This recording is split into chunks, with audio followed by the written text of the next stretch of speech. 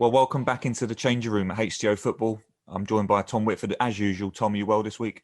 Very well, very well. Settling into new digs, new changing rooms. Both our co-hosts have recently moved houses. So I think this is our first recording in our new digs. So if there's horrendous sound or we're just off form, please blame the houses rather than ourselves. I think that'll be the answer. But as usual in the changing room, we're not alone. We're joined today by Dan Williamson, the author of his Boca Juniors book that we're going to talk about in a little while. And we've got him on to talk about some South American football this week. We've been usually in the changing room. We sort of hark back at, we've had so far, what have we had? We've had a Dutch 11, Tom, haven't we? A French one. Yeah, French 11, Dutch 11. This week we thought we'd just spice it up a little bit, heat it up, travel a little bit further afield and look at the continent of South America and the Premier League players that they've had over the years. Dan, welcome to HTO Football. How are you? I'm really good, thank you. Thanks for having me. Looking forward to talking about my South American 11 and, seeing if there are any controversial entries or omissions. I'm sure there will be. Yeah, good. I was going to say, hopefully you're ready for the judgment as well. We've talking about controversial decisions. We've made some controversial decisions in the other 11s. I think our French 11 came, a scathing attack on a couple of the selections there. So don't worry, you'll be in good company if you have. Great. It's a bit like the football version of Hell's Kitchen, this, isn't it? Absolutely. But of course, to clarify, there are no wrong answers. This is Dan's 11. It is impossible to pick the best South American 11. But Dan's going to give it a good shot. Yeah, and I think as well, when I was thinking about the players to include, people go for different things, don't they? Some people will go for the strict, rigid, they've got formation and they'll pick, the best right winger, for example, or, and other people go for just who's the most talented players. I've gone for mainly, it's a 4-3-3. It's not the most balanced team. It's kind of more like a fantasy football kind of team, but I've tried my best to get it semi-balanced, and I've mainly gone for longevity and success as well. So there might be players in there that you think, oh well, he's not as good as so and so, or someone might have done better in another league. But I've gone for the guys who have maintained a good sort of 5, 10, 15-year career in the Premier League. Done in the Prem, and a few trophies. There's one or two exceptions, but we can cross that bridge. That's the common theme, isn't it, Tom, in these changing rooms? Yeah, absolutely. And I know though sometimes when you see people put their my all-time 11, and they've got players in there who they're good on paper, but they've never actually they might have had 1 year in the league, or so I don't think they qualify really. So gone for the old longevity trophies. Yeah, well, there's such a plethora of South American talent, isn't there, that's come over to the Prem. So yeah, fascinated to get going really. So starting in goal. So I had two choices really, and it was really close. I had to kind of really weigh up this one. The player that I left out and would be on the bench wearing number 13 would be Alisson from Liverpool. I went for Edison of Man City. I think they're both quite similar in the way that they both transformed the current coach, so Guardiola and Klopp. They both were kind of almost missing pieces of the jigsaw. Before that, there was just something missing, and these guys have come in and they've just been able to play the brand of football that both managers want. So they're very similar in that regard. I've gone for Edison just because he's been here. He literally pipped it by the fact he's been in the Premier League for a year longer, and he's won a couple more trophies as well. So not downplaying Alisson's impact at Liverpool or suggesting that Edison is necessarily the better goalkeeper, but I think it's quite close, and I think Edison will just nick it for me. But I think if he was injured and Alisson had to step in, I don't think it would be a disaster. It's not a bad sub, is it? No, I think you're right. Hair's breadth between them, and two fantastic keepers and continuing to be so. But as you're right, also just changing the way they play. I'm not sure I've seen a footballer more comfortable on the ball from a goalkeeper perspective than Edison. It's a joke, really. Could probably play centre mid for a couple of divisions below. Do you know what I mean? Or championship centre mid, almost. Yeah. So changing the way they look. Liverpool, did they have Mignolet before? And City had, I think it was Bravo. And yeah, there was just something missing, wasn't there? And when these guys came in, it just clicked. And but the two best teams in the country at the moment, aren't they? So both massively important. Yeah, and And then the confidence they've both instilled in their defences in general and the team, really. Both sides that were quite vulnerable prior to their signings. I mean, City's defensive record always fascinates me because although I don't think they never look solid when you're watching them, but I think it's more the territorial domination that they have. But actually, the shots on target ratios are so low at City. They just it's an interesting one with them, actually. Liverpool always look more defensively sound than City, even though the stats sometimes don't reflect that. Yeah. Talking of defence then. So gone for a back four. So I'll go with the two full backs first. First one was Julio Arca. I think, he was in England for 13 years, played 6 years at Sunderland, and then he was at Middlesbrough for another 7 years.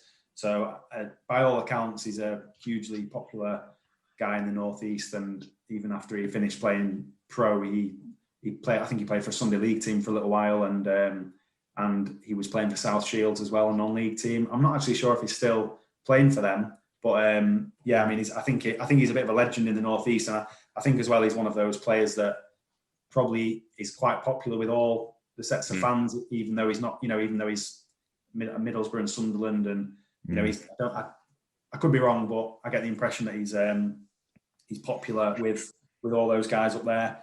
And he was in the team of the year in 2004 and 5.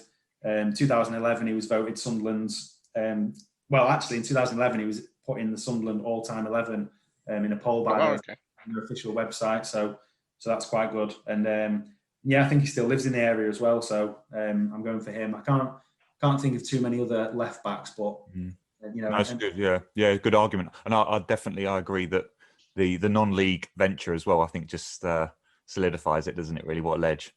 Yeah, I listened to a podcast with him a few weeks ago or a few months ago, and he was on there being interviewed. And he was talking about when he played Sunday League, and they just couldn't believe it. They're like, why are you coming here?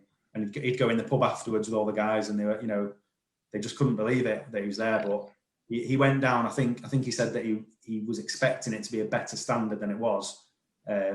But then when he got there and he realised it was rubbish, he just got stuck in anyway. Just seems like a top bloke, and not many left backs. The only one I can think of just off the top of my head, Silvino at Arsenal. But I thought there's a Gabriel Heinze as well, who obviously again not long enough really, but an incredibly talented player. But I think Julio Arca screams Premier League a lot more.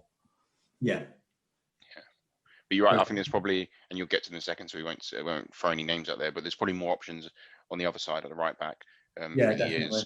Nice shout there at left back.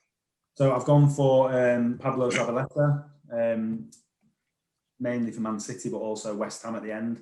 Recently retired, and again another top bloke. I'm sort of, I've grown up as a United fan, and haven't really got a bad word to say about him. He comes across the top bloke.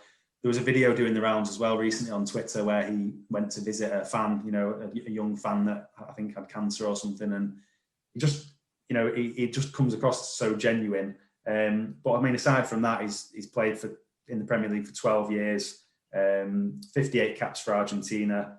He won 5 major trophies at City, 400 plus appearances. And, he's one of the 5 South American players that have played more than 300 games in English football. So he was tenacious in the tackle. He was good going forward. And he was in the PFA Team of the Year as well in 2012, 2013. So he's my pick at right back. Yeah, fantastic player, a great professional, and one of the few City players that kind of made the transition. When they first had the money and the first influx was there, and they needed to buy that sort of. They couldn't go out and get global superstars like they could now, but they needed to make that next step. So they signed a lot of your Bellamy's, your Barry's, Robinho and I came in that was sort of the signifying moment. But he came in sort of I think 2008, 2009, and yet he was there for the next 7, 8, 9 years. So actually made it through that transition, was good enough for that transition. So every manager that came in during that period, he was good enough for that. And I think that shows the quality and not only, as you say, the longevity, but he was a top right back and a top pro. Yeah, you're right. I think when they first got the money in 2008, they bought a lot of those kind of second tier players, didn't they? Like in terms of the sort of not the elite players, but yeah, like you say, like Bellamy and to make the bridge. Yeah. Yeah, and yeah, like you say, he stuck around and managed to kind of outlast it, and yeah, just a huge part of their success, I think, over the last sort of 10, 12 years. Yeah, I don't think there'd be many wingers in the Premier League that enjoyed the experience of playing up against Pablo. No. Great defender. Anyone else sort of tickle your fancy there or threaten him in that respect? Not really, no. There was another player that I'll mention later that played right back or right wing. Right wing back, yeah. Well, no, I think he was quite a unanimous sort of decision, really. Yeah, I think in a flat back four, that works pretty best. Yeah. Yeah, especially with the sort of the after the back four, what comes next, I think. Yeah, with attacking everyone else just going flying forward, you needed a bit of solidarity. Yeah. Fair enough. So this next one is probably the most controversial because everyone thinks he's rubbish. And I'm not his biggest fan either, but centre half, I'll go for David Luiz as well as my first centre half. First of all, there's not many options. When you look back at centre halves who've played in English football from South America, there aren't that many. Alex for Chelsea was another consideration. As you said, Gabriel Heinze as well, who played left back or centre back. Yeah. It was another consideration. But I think I don't think this guy. I don't think Luiz is a great player. But sometimes I think to myself, what do they know that I don't? Because he's played for two of the biggest clubs in the Premier League era, in Arsenal and Chelsea. He's been here for more than 7 years. He's played more than 300 games, including the Community Shield. He's won 8 trophies. He's 57 caps for Brazil. He was in the Team of the Year in 2016, 2017 for the PFA. And if he's rubbish, then what does that say about the other centre half options? I think PSG as well. PSG, yeah, it's a strange one, isn't it? Because I've never watched him and thought, wow, he's what a brilliant player, and everyone seems to think he's a bit of a laughing stock, isn't he? But he's got some good credentials. I think he's one of those players that Andrew and I are Arsenal fans, and we've seen it obviously probably at his best at Chelsea and PSG clearly, but nonetheless we've seen it already that he can be fantastic, he can be good for 85 minutes, he can be good for 89 minutes, and that's unfair. Sometimes he'll be good for 2 or 3 matches in a row and he'll actually look like, wow, what a centre back here, because he can do everything, spread the ball, play, but there is an error there, and there's just always an error, and also just it really feels like a unforced error as well sometimes with David Luiz, and that's the problem I think you've got. It's not just under the gun, not quite good enough because he's being pressurised all game by a centre back. Sometimes he can be looking absolutely fine, cruising, and he'll just throw in a rash decision he's made. And I think that's been the problem with David Luiz through the years, because I think at his best he looks fantastic. He can kind of do everything. He was that birth of the modern centre back, that breaking forward of the ball, pinging it 30 yards cross field. But then you just sort of go and pull a man down for no reason and kind of give away a penalty when there's no danger. And it's that kind of thing that's really frustrating, I think, for him. Yeah, I think Gary Neville called him once. He said he was did he say he was like a FIFA footballer or a PlayStation footballer? When you get your centre half and you just dribble around everyone and you lose the ball on the halfway line, and I think that's kind of what you're talking about, isn't it? Well, yeah, and you mentioned a minute ago, Dan, as well. He must have been doing something right all these years, and I think to be getting 57 caps for Brazil, PSG, he was fantastic in that Chelsea team that went on to win the league with Conte as well. Arsenal got a 33-year-old centre back here who has always been injury prone, and he's in a defence that let's face it, are particularly vulnerable.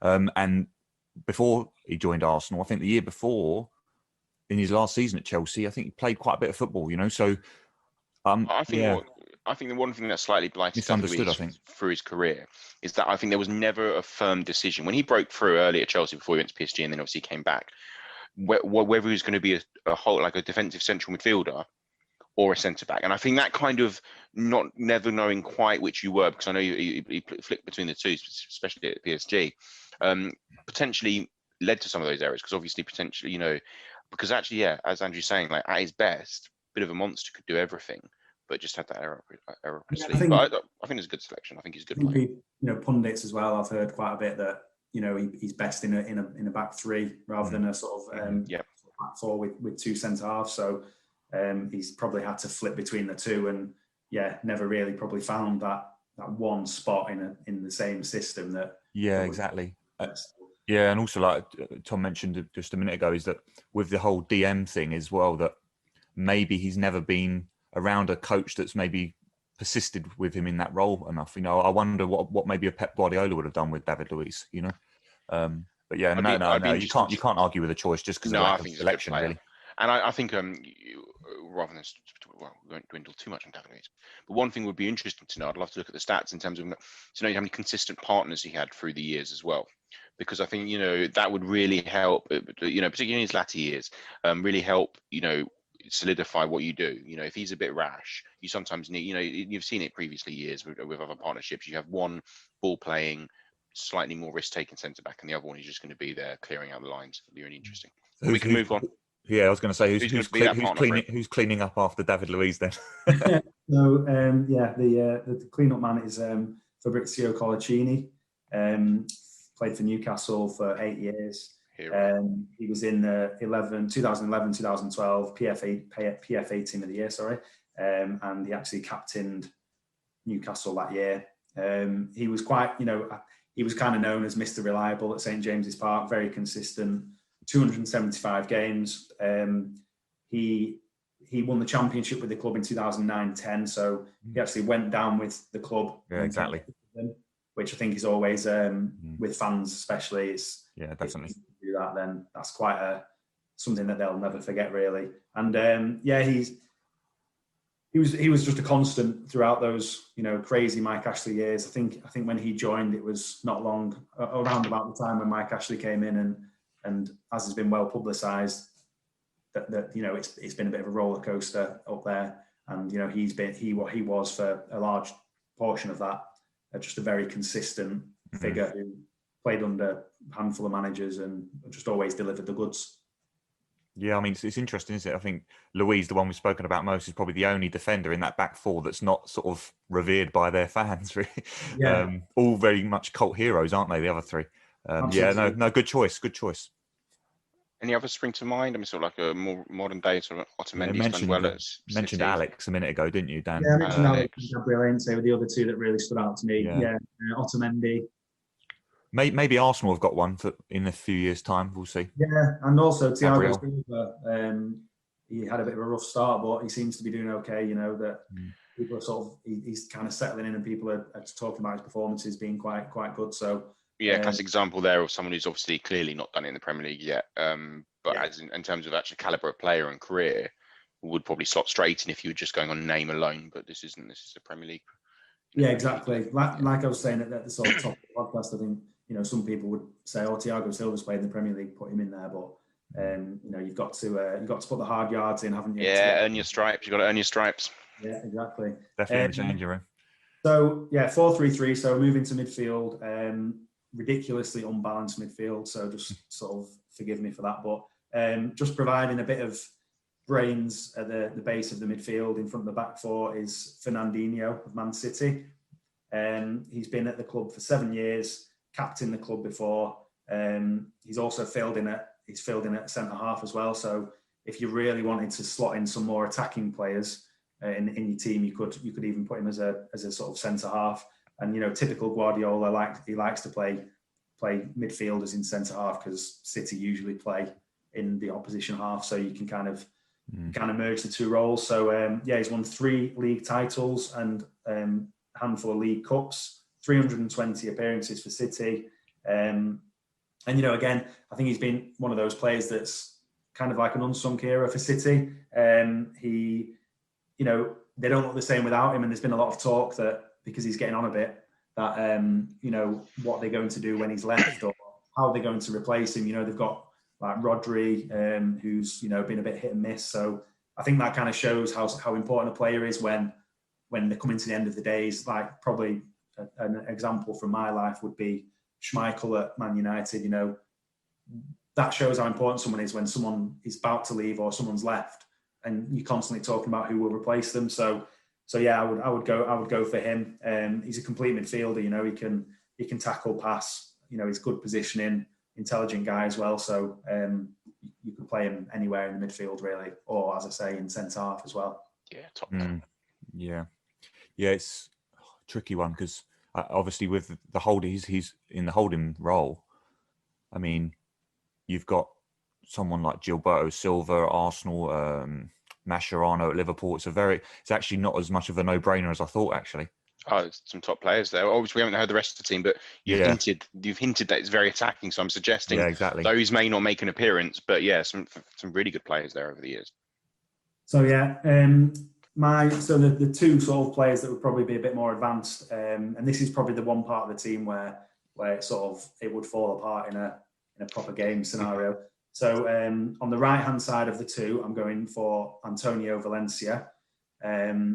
And I think he's the only player in my team that's not from Brazil or Argentina, which shows how kind of dominant those two countries have been in sort of just in South American football, really, and player kind of development.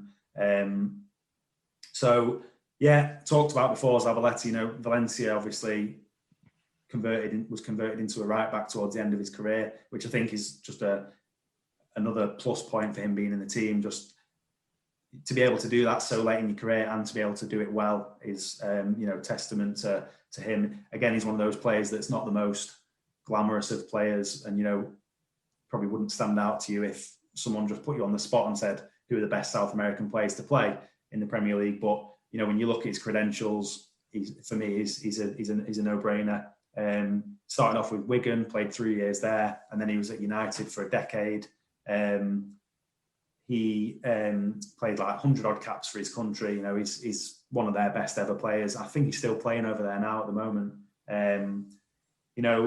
He also signed for United in 2009, which was a bit of a summer of flux. United lost the Champions League final to Barcelona in Rome, and then Ronaldo left, Tevez left, and he came in, and he was a bit of a flying winger. That was kind of his thought. So almost he was filling Ronaldo's shoes, which not easy, a bit of an impossible task. But in his debut season, he was in the PFA Team of the Year. In 2011-12, he was the Players' Player and the Fans' Player of the Year.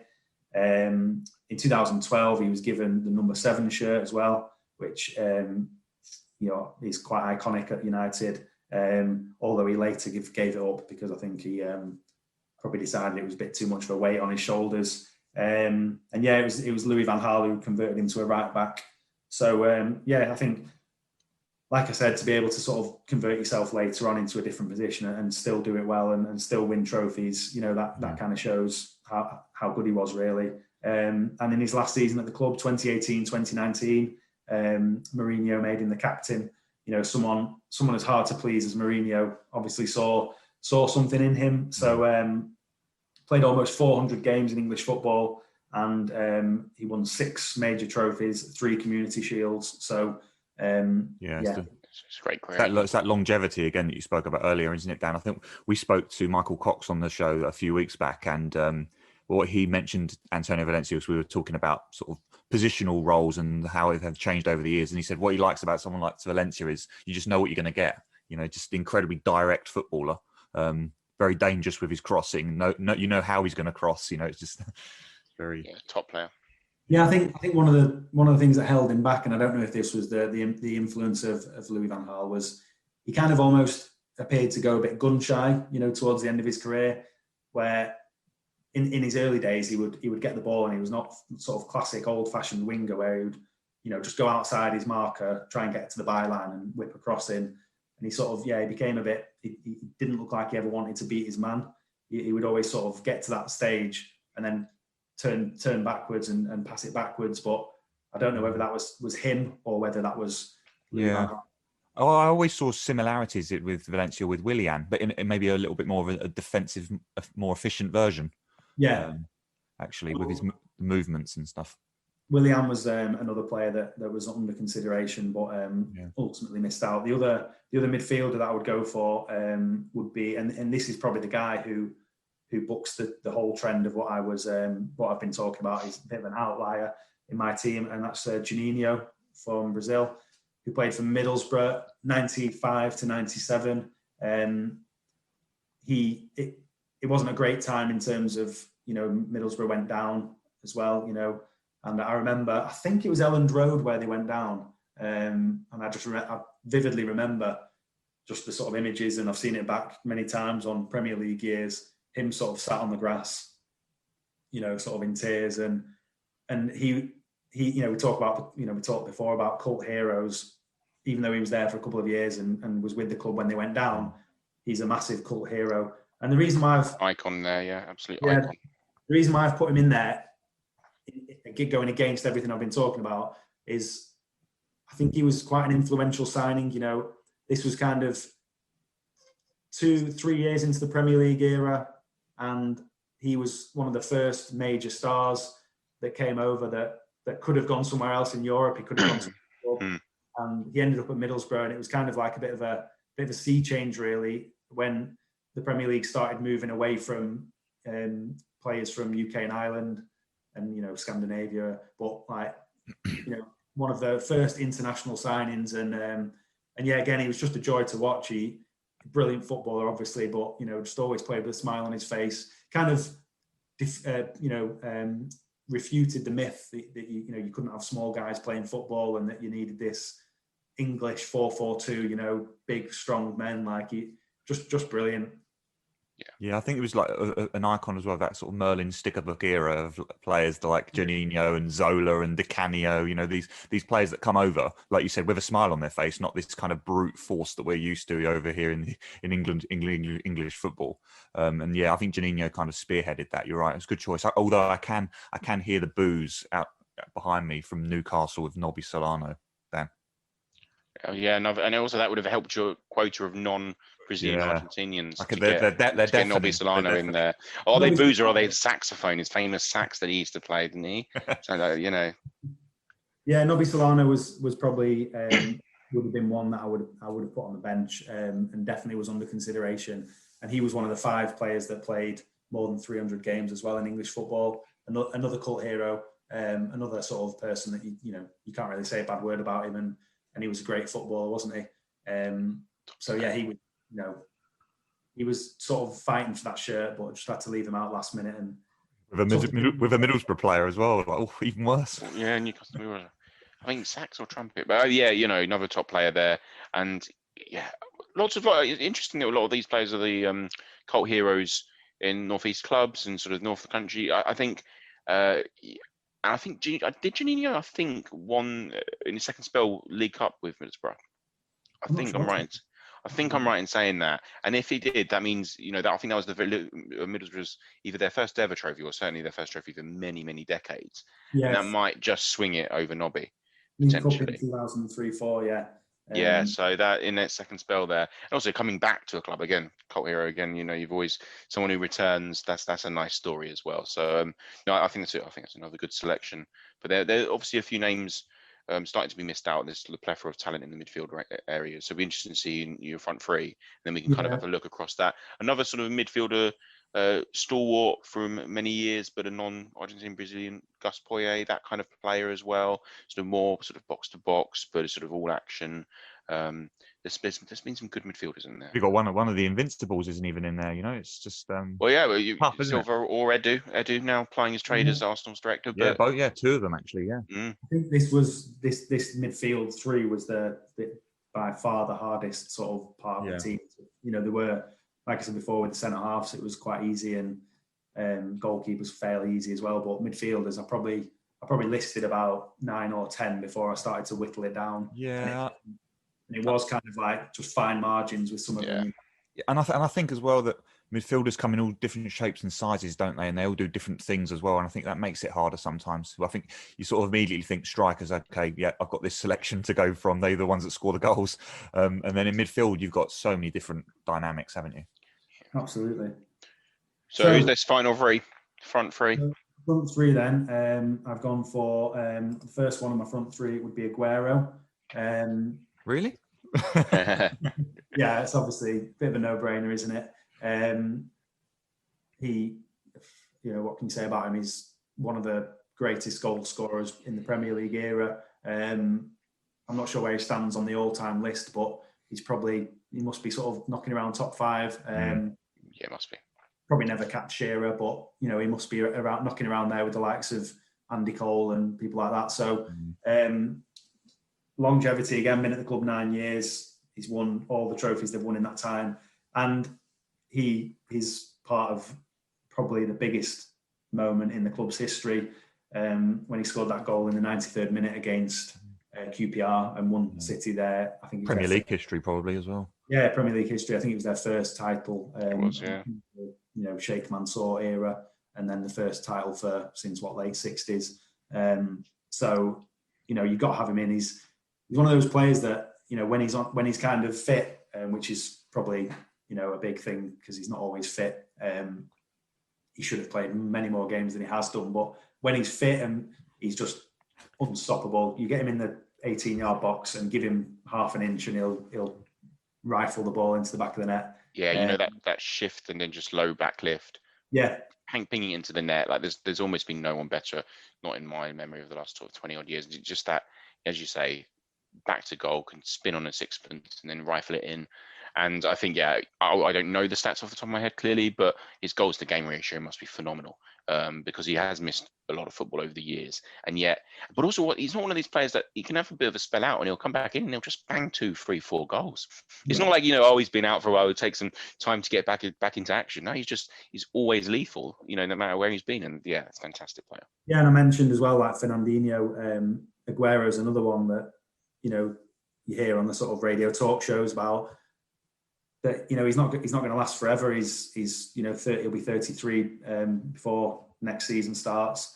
And I think his contract is up in the summer or maybe the year after. But very soon, City will probably have to look to replace him. And, they've got Gabriel Jesus, and he's not really the answer, I don't think. And you can't replace him, can you? Exactly. It's when that happens, it's a bit like if Spurs were to get rid of Kane, you can't. You just have to start looking again, don't you, and looking for something different. Yeah, and start shaping your team slightly in a different way. Yeah. You can't when you have that player. It's a bit like where not quite comparing their careers and clearly very different players, but when Ronaldo left United, as you said earlier, Valencia was kind of given that moniker of, you're going to be the replacement for Ronaldo. But that's unfair because they're very different players. And it doesn't mean that actually Valencia didn't go on, because he actually did, to have a fantastically successful Manchester United career. But you can't replace those people. And it's a big question mark for Pep. And I think you've probably seen that really over the last 2 seasons. As Aguero's played less football, and certainly Fernandinho's started to get to that latter stages of career, they've missed that. Because those 2 back-to-back seasons where they got 100 points and then 99 points, back-to-back titles, they've obviously fell off that pace last year. This year's a bit crazy with everything, but nonetheless, you're seeing that already, and it'll be very interesting to see how they replace those 2 players. Definitely, yeah. So I think he's probably of the 3, he's probably the first name on the team sheet. The second name I've gone for is Bobby Firmino of Liverpool, which might be a surprise, but I just think again, he's another one of those players that, he's not. I think unsung hero is probably a bit over the top, but he's not the greatest goal scorer, if you like, but by all accounts, he almost kind of facilitates what Liverpool do in that front 3. He's not like an out and out number 9 that's going to stay on the last shoulder of the back 4. He kind of drops into the spaces a little bit and gives space to Mane and Salah, and he's been, like I said about Alisson before, he's kind of one of those players that is crucial to Klopp's system. And I know they've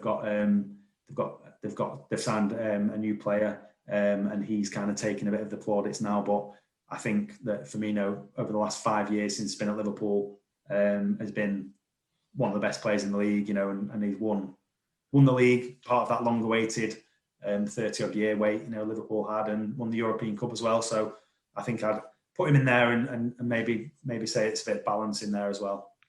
Yeah, that's true. Providing that balance, what it does mean, and obviously with your comment earlier around the Brazilian-Argentinian piece, is that you are leaving out another Liverpool player, Luis Suarez. Does that probably fall into your bracket of longevity and not quite, and obviously trophy success as well? Because obviously what a phenomenal striker Luis Suarez is. Yeah, absolutely. and was for Liverpool. And he's that idea. Yeah, he's sort of the epitome of that kind of. He did all right in England. He had a good record, but he was only in England for 3 seasons, I think, and don't think he won any trophies. I might be wrong there, but he was good. He was great. When he was here, but I think Firmino he's got that extra bit of longevity. He's got the trophies to back it up as well, and he's less of an arsehole, for want of a better phrase. I think as well. I think what Firmino's done so well is he's come over and similar to someone like Giroud, really, who's been kicking around the Premier League a bit longer.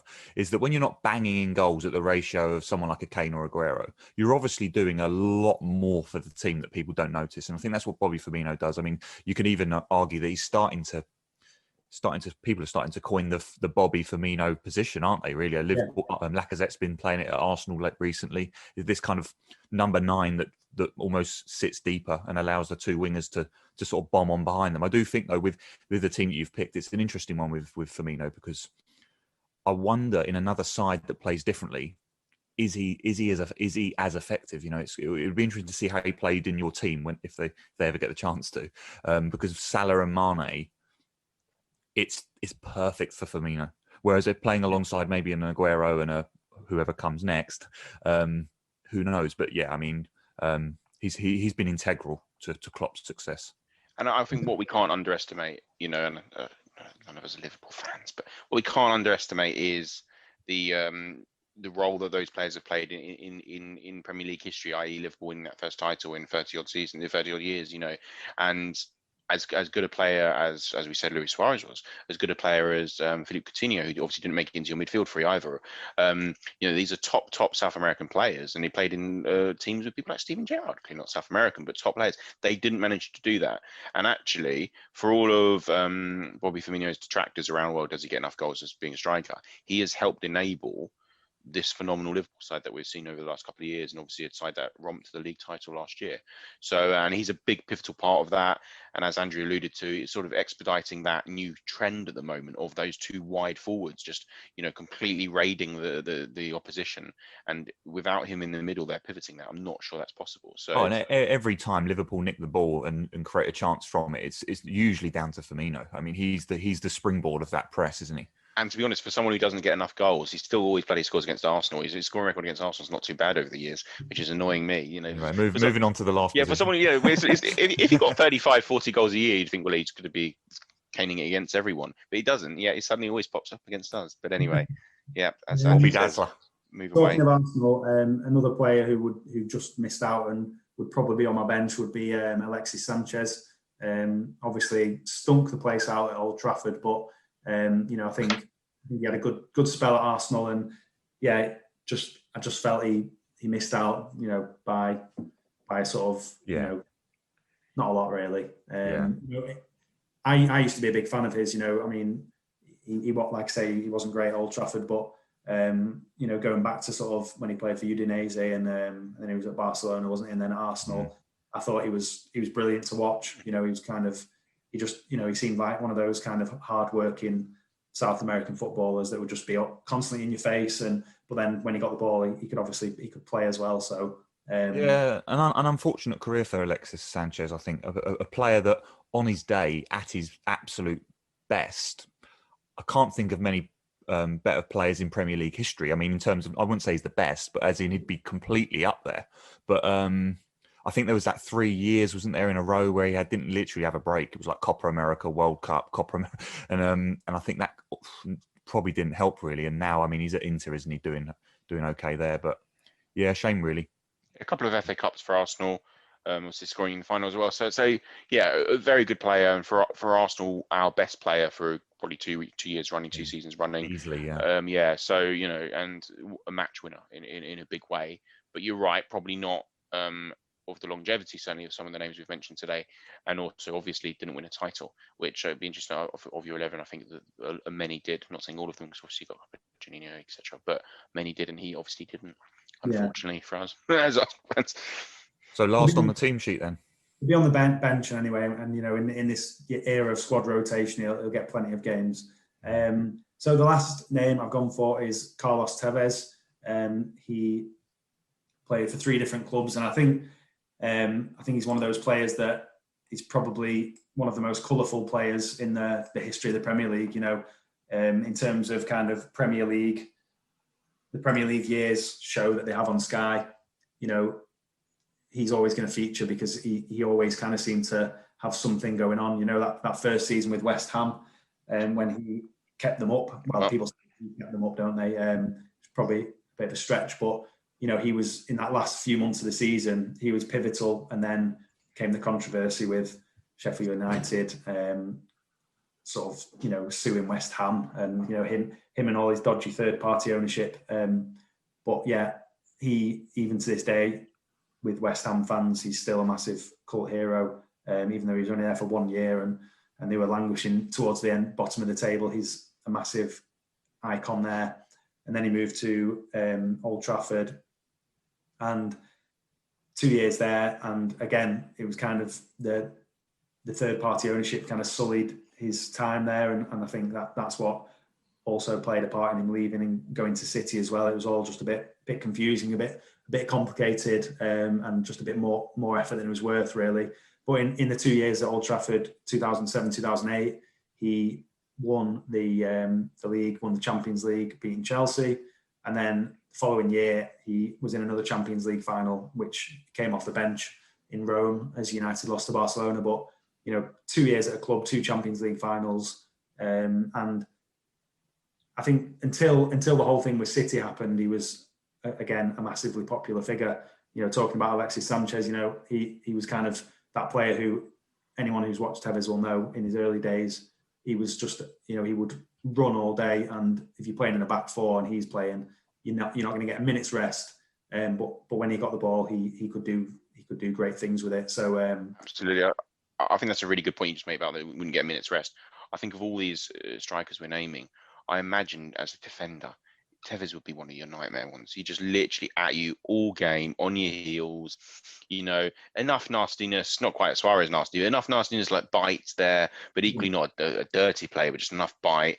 Fantastic striker. And you mentioned that 07-08 Manchester United team, probably often sort of underrated, clearly, when people look at the annals of great Premier League teams. People often, you know, they'll obviously name the treble winners, they name invincible winners, they name, but actually that 08 Man United team almost won the lot.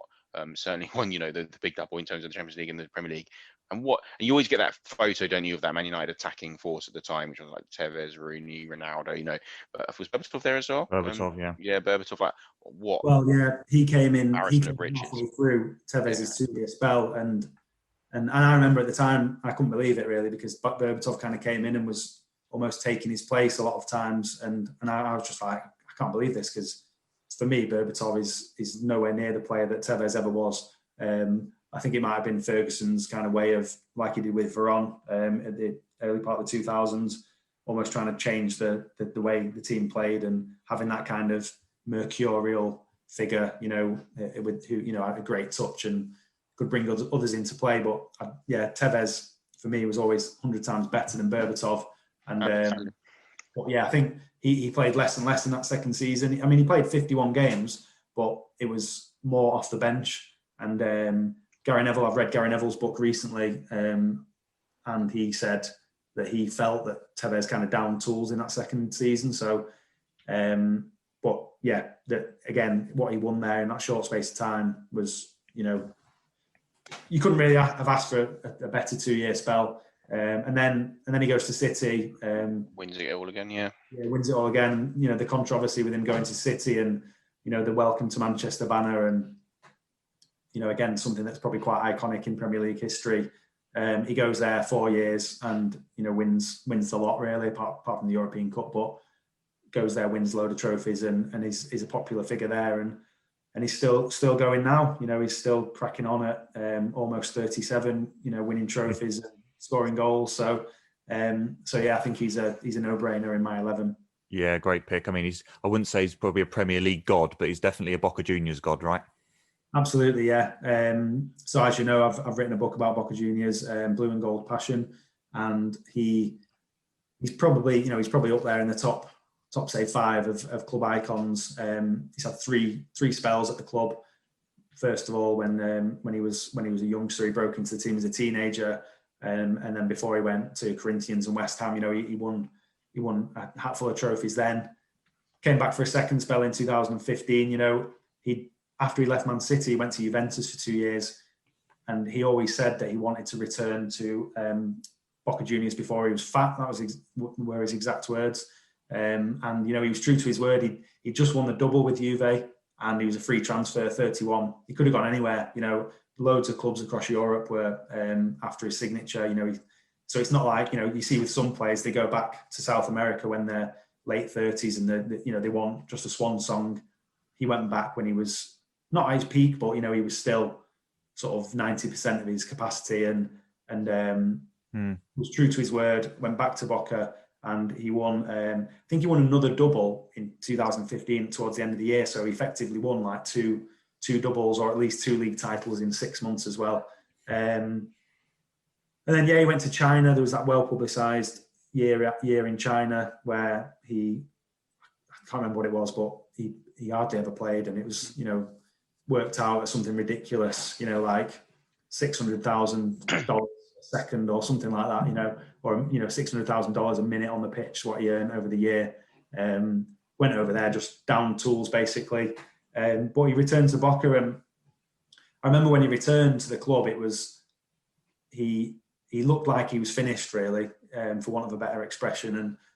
And the year off in China, he was sort of 30, 32, 33, and he's always been one of those players, I think, like a Rooney, where he's had to work hard at his fitness, and it kind of looked like his legs had gone.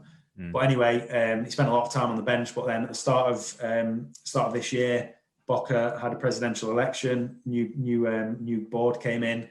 They put a new manager in place, and then Tevez kind of was almost reignited, and then they won the league in March, and Tevez scored, I think it was 7 in 7 towards the end of the campaign, and he scored the winning goal in La Bombonera to win Boca the title.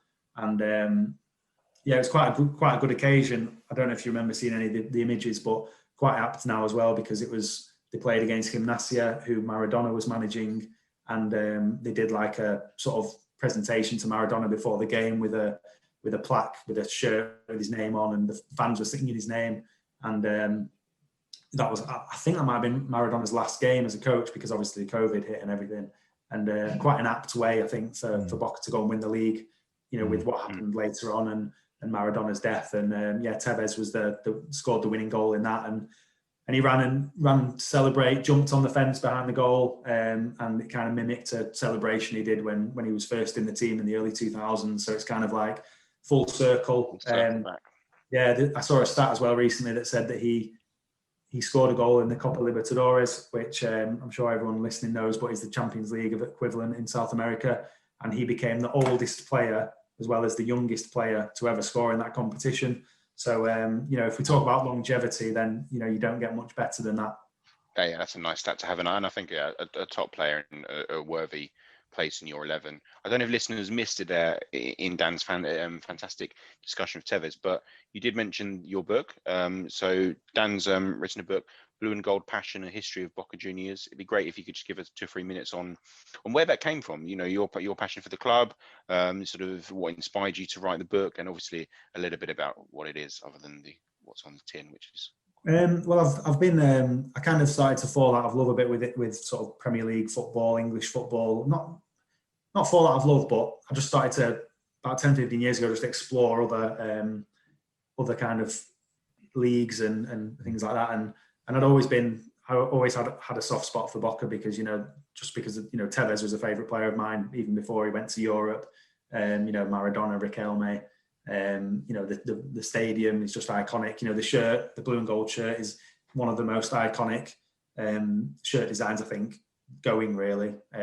You look at clubs that play in red or play in blue, but if you see a shirt with a blue and then a gold stripe across the chest, you kind of know it's Boca. It's very distinct. So I've always kind of had a soft spot for the club. Did a bit of traveling in South America, and then I lived over there in Argentina for a year.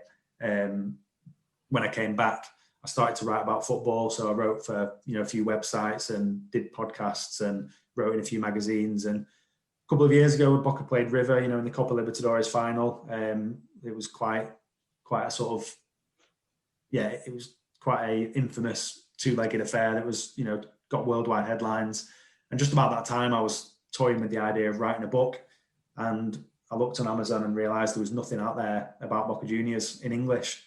And I just thought that was crazy. It's one of the biggest teams in the world, in my opinion, and how on earth is there nothing English about a club like that, of that scale? So I thought, there you go, that's my kill two birds with one stone, write a book and then also fill a bit of a gap in the market. So, I started working on it about 18 months ago and it came out in September. That's fantastic. Yeah, I think it's great what the work you're doing with, particularly looking overseas, because I think as fans, we're so all consumed, aren't we, with Premier League content that we forget that there's actually other football going on. And I think what you're doing is fantastic, Dan. And I know obviously your book was part of our festive fundraiser last month, which we're hugely grateful for. And thanks for that again. But no, that's been fantastic today. Really enjoyed the chat. Thanks very much. Really appreciate it, Dan. Take care. No probs. See ya. See you later. Thanks for it. We hope you enjoyed that chat today with Dan Williamson. You can find Dan on Twitter at WinkVeron and also his book account at Blue Gold Passion. This has been HTO Football with myself, Andrew Timbrell and Tom Whitford. All the best, guys, and take care.